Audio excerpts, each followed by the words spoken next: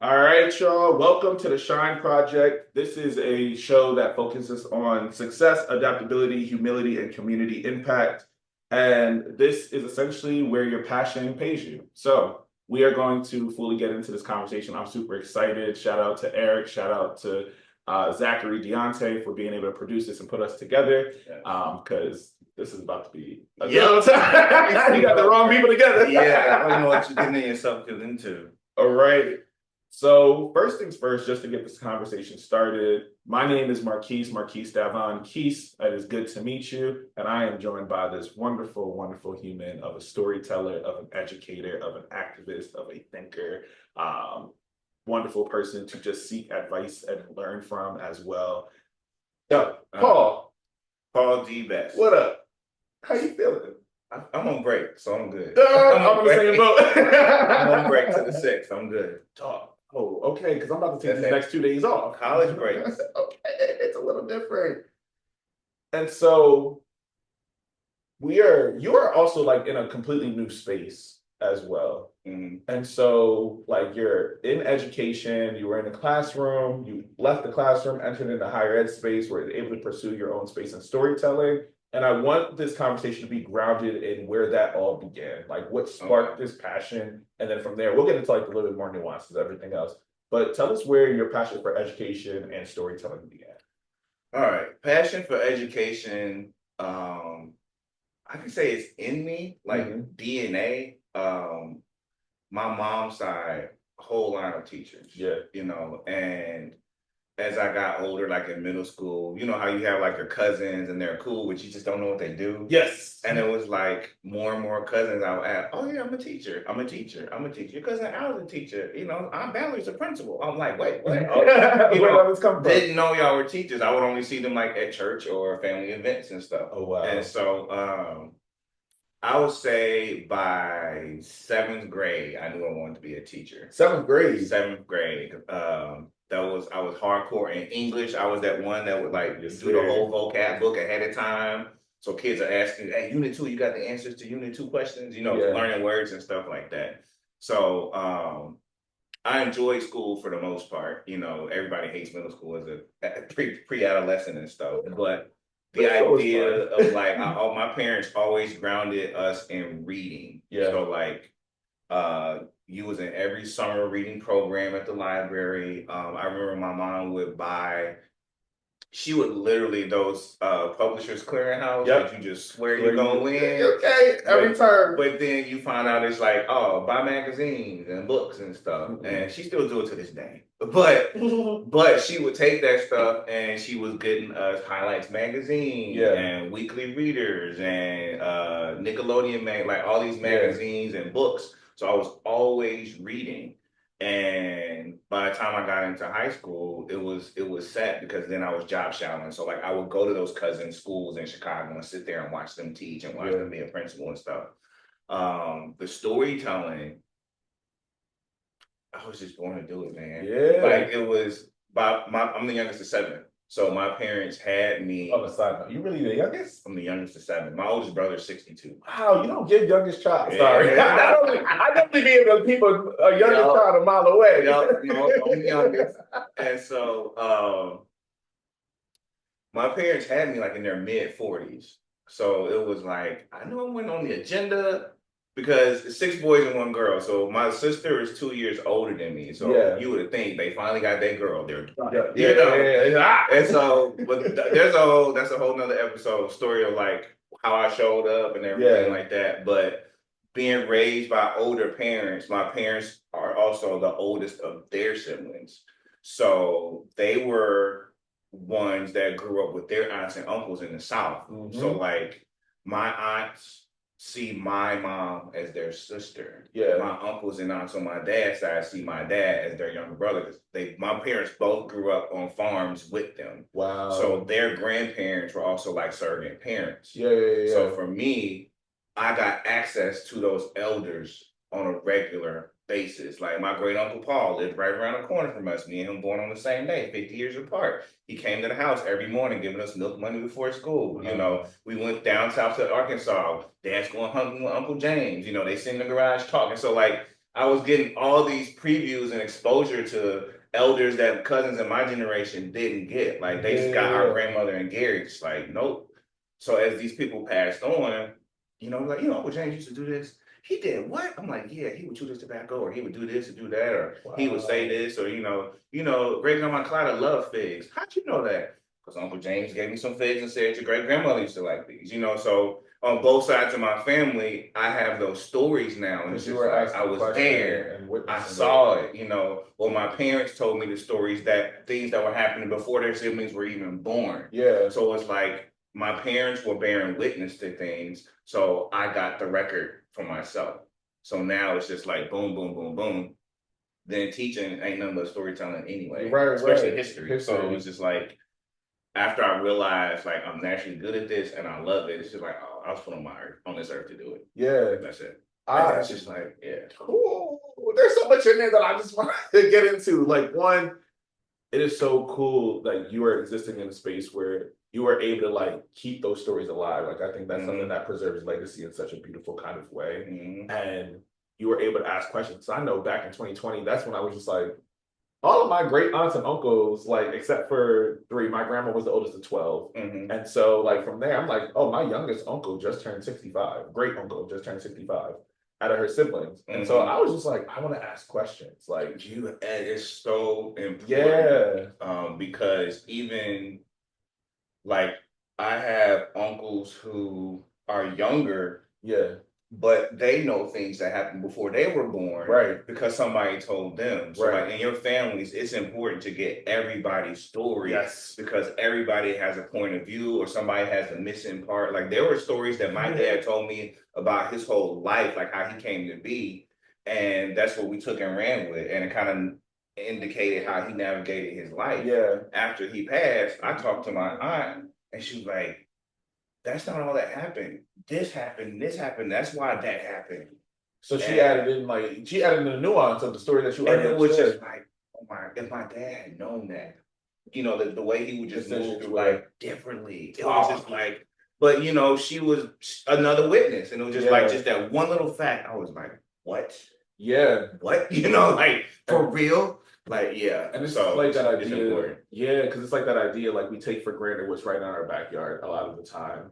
And I was experiencing that back in 2020 when I was just like, well, where are we from? Like I knew like in 5th grade when we did like a family tree type situation, my grandma was just like, well, your great great grandparents are from Barbados. They came over in 1850 and were working the sugar fields on S.H.I.N.E Island and Charleston, South Carolina. So like she was able to like give me such a robust history, but also was just like, yeah, our family are also farmers. Like that's what we know. And so they knew down to like the white lady who was hiding in order to like teach them as well when it was illegal. So they have like she has a plot on our family land. That's where her gravesite is at, and our family is all around them because that's a school on S.H.I.N.E Island that they were taught at.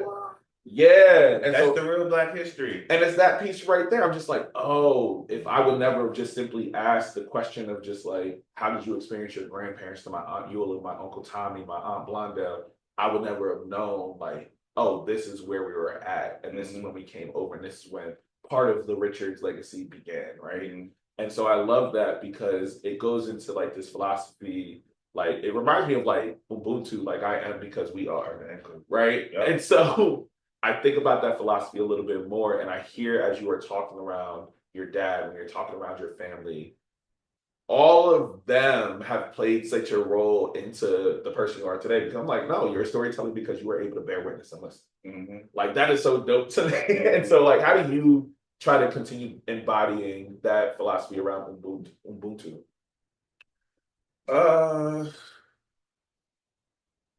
Say that again. How do you embody that philosophy? I am because we are. Because I feel like you put it into practice, especially like as an educator, because you're able to like pour so much into it. But I know even when I was teaching alongside you, you were able to tell so many stories in that bit of time where the kids were like, yeah, there goes Mr. Best. There goes Mr. Best. But even to this day, like one of our former students, Mayer, talks about you all the time. Like you had such a profound impact on him. And so like, do you feel like education, let me ask it like this, do you feel like education provides you a space to instill those values? Oh, definitely. Because for the average person that isn't in education, you got to think, what audience do they have with children? Yeah. Outside of their own kids, an occasional neighborhood kid, Right. or nieces or nephews. Right. So understanding that I am because we are, for me, the children are the we are. Yeah. You know, I love that. like they're the future. You know, they are the I am as well. But I know in the spirit of like my inner child, the things that I got or the things that I missed, I want to make sure they get that. So it's like you can never go wrong pointing to kids. You know, that's the thing. It may not seem like they get it, but you know, I'm at this stage now where like my first year teaching, these kids are now in college. They're making these different life decisions and everything, and they come back, man.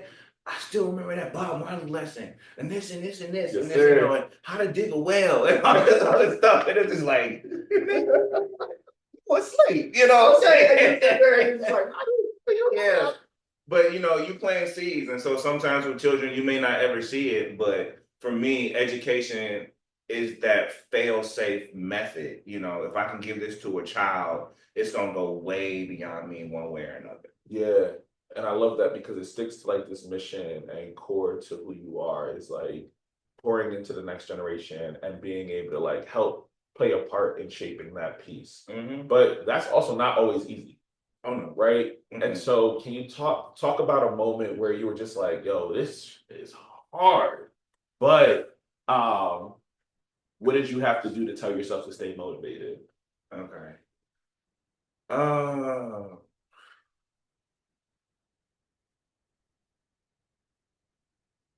Dang, I don't know where to start.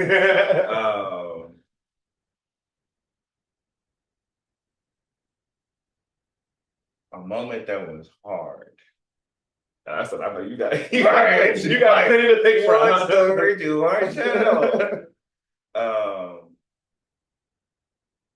Well, I say the hardest aspect of teaching. I just go in like a general. Yeah. The moments where I got so much feedback, it made me question my efficacy in the classroom. Yeah. You know, in just different ways. This was wrong, or you didn't do this right, or next time you need to try this. And you know, feedback is good in a sense. Yeah. But you know, when it's done with love and you trust the person. It's all about the attention. Yeah. And so my later years of teaching, it was just like, why am I doing this? Yeah. You know, I was wondering, am I good at this? And honestly, when I went to my new school and I was doing my demo lesson, and in like 5 minutes in, the principal stopped me. I was just like, I was scared because it was just like, wait, what? You know, I'm thinking like, dang, I messed up. I'm supposed to say something. And they were virtual. This was like COVID was kind of wearing off. Dog, I remember. And so she called me, offered me a job. And I was like, wait, I thought you said, you know, you saw all you needed to see. She like, I did. And she said, you engaged kids that we didn't even know what they looked like. They never turned their cameras on. So she was like, if you can do that on a screen in 5 minutes, I can't wait to see what you do in person. And that was my like inspiration. Yeah. It was just like, okay, I remember who the hell I am. Yes, you Somebody did. who just met me clearly knows who the hell I am. Yes. Give me them kids. You know? Literally. So that was literally, that kind of gave me like the refreshing that I needed. Cause you know, even at my former schools, you know, the children were your reminders every day. Yeah. Like for me, my favorite year of teaching was 2018, 2019. Yeah.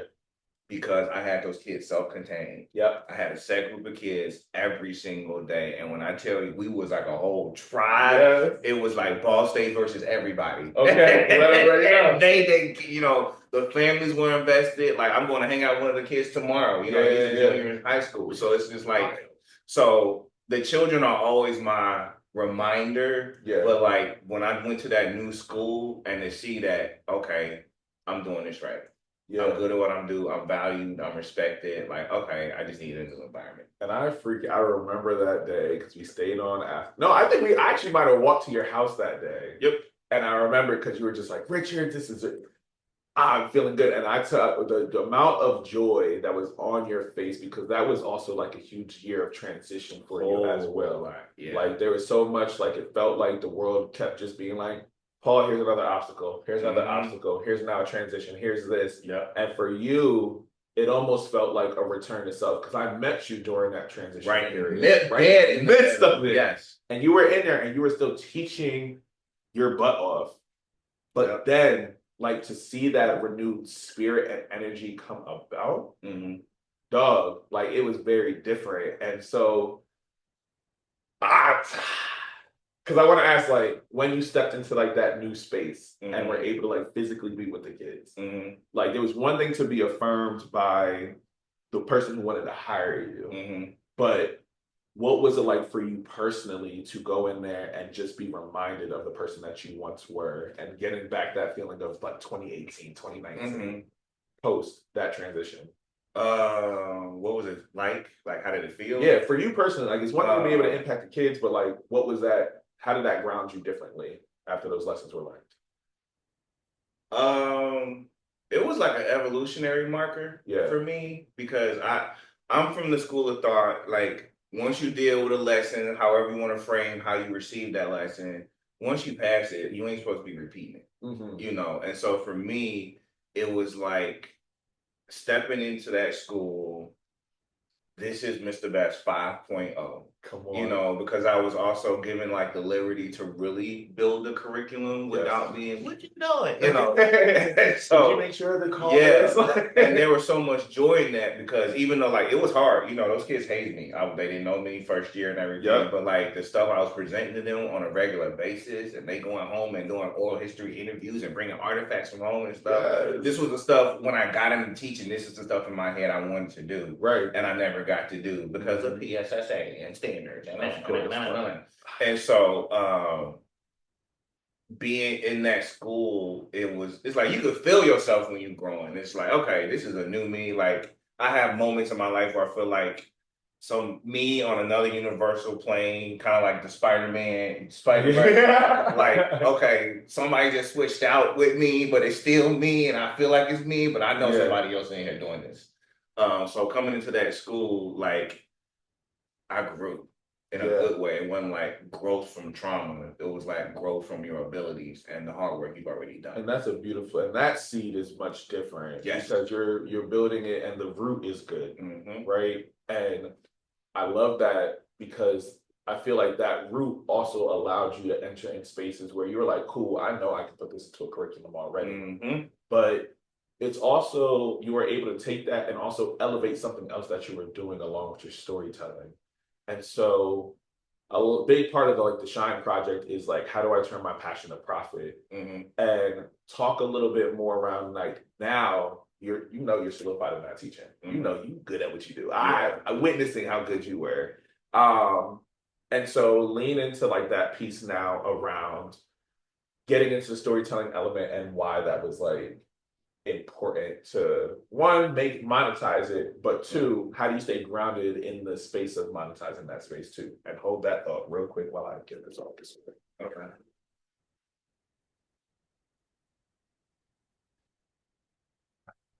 Okay. Yeah. All right. So me going into education in Philly happened right around the same time I was going into storytelling, in a sense. So like back in Indiana, I was doing storytelling, but it was more so like open mics. I'm telling stories about my life. You know, this is what it is. Oh, y'all think that's funny? Okay. You realize comedy and storytelling. It was just like, storytelling like, like stand up. Sorry, my mom took me to jail. And so, and so what happened is the elders that were in like the performing arts in Indy linked me up with elders here in Philly. They're like, oh, you moving to Philly? These are the people you need to meet. So I get to Philly, and then I realized there's a whole organization around Black storytelling. So that's when it was just like, oh, this is much bigger than I thought. You know? So then I'm meeting elders and they're teaching me the craft of Black storytelling, how it's different from the moth and first person arts and all this and that and that. But they were teaching me the tradition of it, the intent behind it. So I was learning, you know, don't just tell stories from your life. Learn the folk tales. Learn how to do reenactments. Learn how to tell stories of people in Black history. Tell stories of people in your family. So like I was getting more and more and more.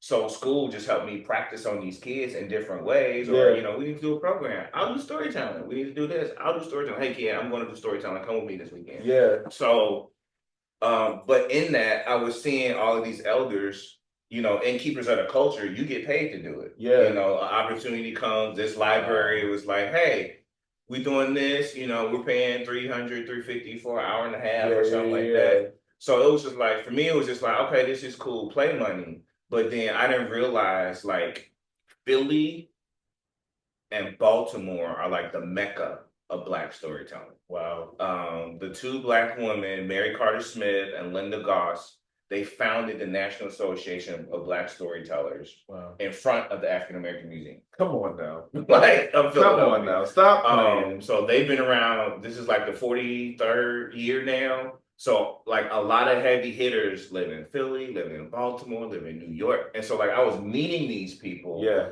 And it's just like, what? Like you just stood on that stage an hour and nonstop telling them a story, and then you start realizing, wait, you got paid.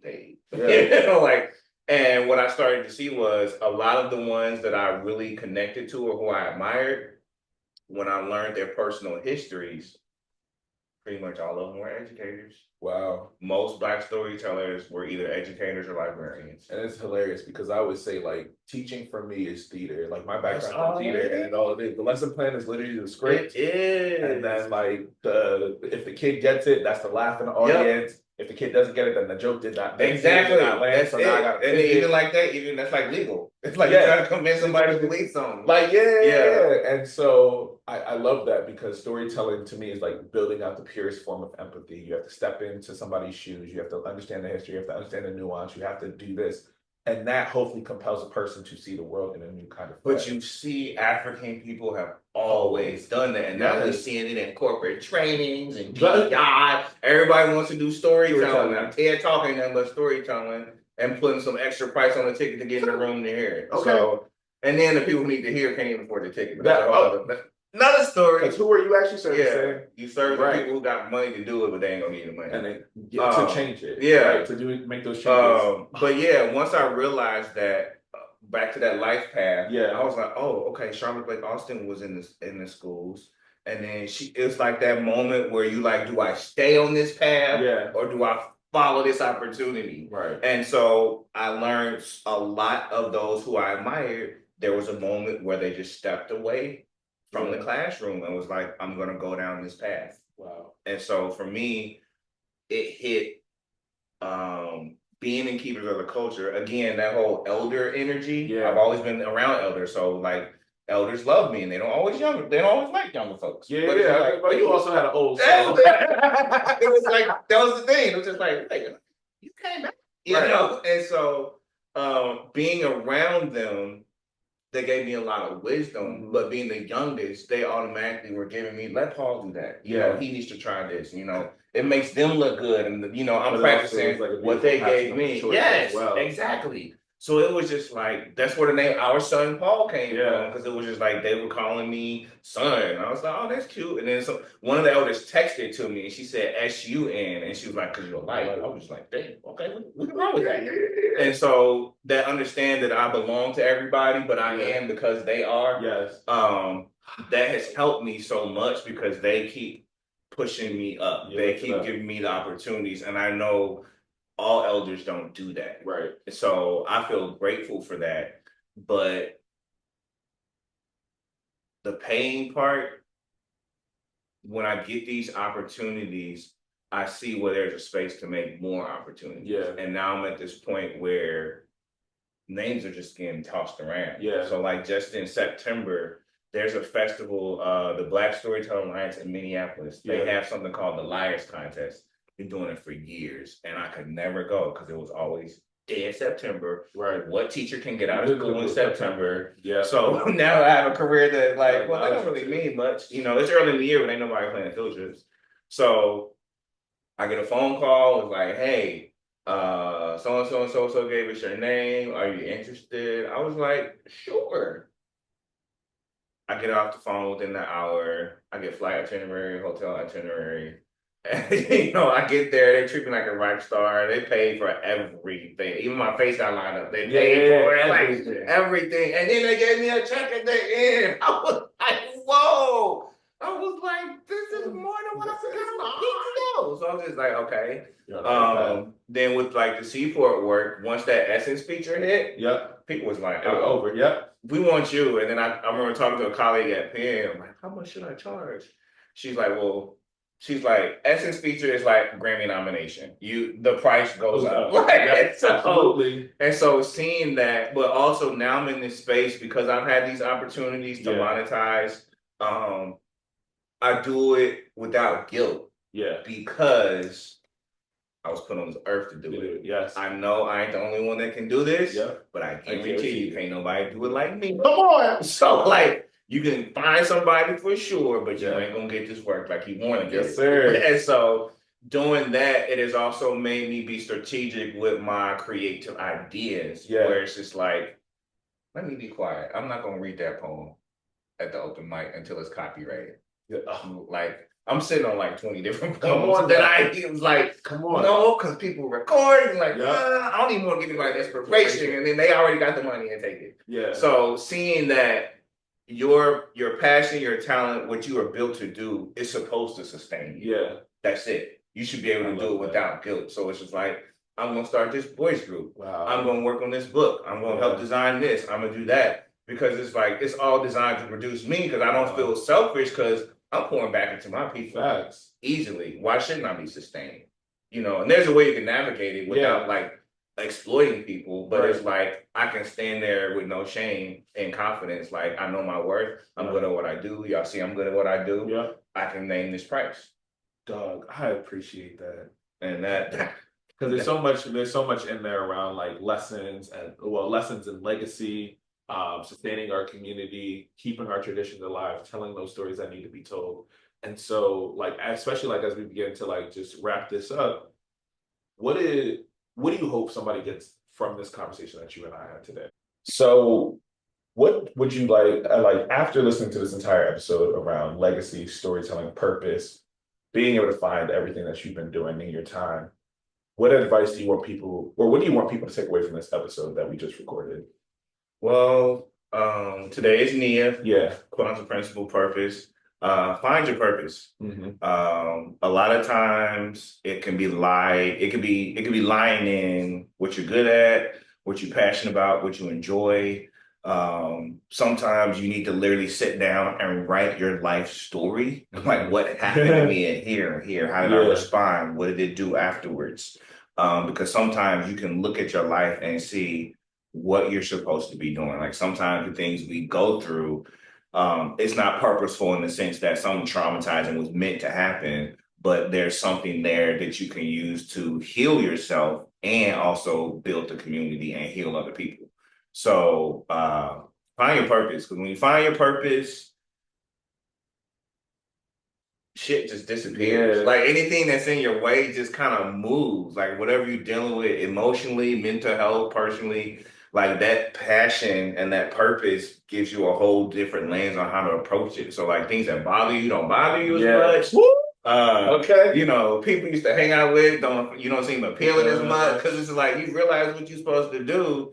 And I sleep good. You know? So find your purpose. You know, sometimes you can ask your family, your friends, you know, maybe they can give you an inkling, you know, you're really good at this. Maybe you should look into that. And it doesn't always mean walk away from your job and start a business. It could be change your career path. It could be maybe get a different position where you're at, but make sure you're spending some time doing that to make sure you know, hey, I was put on this earth to do it. And it comes, the opportunities come. When you are blessed to do that, it comes to you and you don't have to fight. I don't believe when it comes to my passion, I don't fight. Because if I got to fight to get it, I got to fight to keep it. Yeah. And I would rather use that type of fight for like human rights, civil rights. Like, let's use my fighting energy on that, not just for me to keep this position and then people rolling their eyes at work and then find a way for HR to fire me on a technicality. No, that's not worth it. If I got to fight for that, that ain't meant for me. Like, let me fight another way. So yeah, find a way to find your purpose and align yourself to it. And every avenue of your life will just start aligning. That's the best way I can put it. Dog, That's a word and a half, and it's so dope to like bear witness to it because so much of seeing your journey and just even witnessing it when I was in the transition and seeing it, and then just from afar now, you are so much lighter. You are so much like I see the smile really just be there The again. real smile. The real smile is there. I said, wow, you know? Yeah. And so much of that is there. And so thank you because it's not just you talking about it and just being like, oh yeah, like here's where my purpose is and here's how it is. No, you actually like understood what it meant to find your purpose, re-find it, know what grounds you, and being able to expand on that and continue on that legacy. And so honestly, you move like the sun, to be honest. I was like, that light is important. People, that's what people are gonna gravitate towards. So like continue to like live in that space. I see you, I value you, I appreciate you, black man. Like keep doing what you do. And other than that, like I guess let the people know where they can find you. Okay. You can find me Instagram and Facebook as Our Son Paul, OurSunPaul.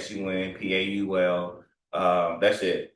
You can DM me. I haven't been on TikTok, so don't look for me there. Yeah, Our Son Paul, OurSunPaul. You can reach me there. You can see some of my storytelling. You can see some of my boys, black boys making noise. And you can see some of my writing content as well. And you can find me if you want to hire me. Come on. And please do that. Yes. Dog, this was dope. I appreciate you. Thank you for the opportunity. Yes. Much appreciated. Truly. Shout out to Zach. Shout out to Eric. Yes. For being able to put this together and produce it. All that good stuff. Appreciate y'all. Yeah, I guess this is it. This was the S.H.I.N.E Project. Again, my name is Marquise Davon, and this is Paul D. Best. All righty. See y'all. Peace. Oh, all right. Bro, you need a ride to pick up your coat? I'm only going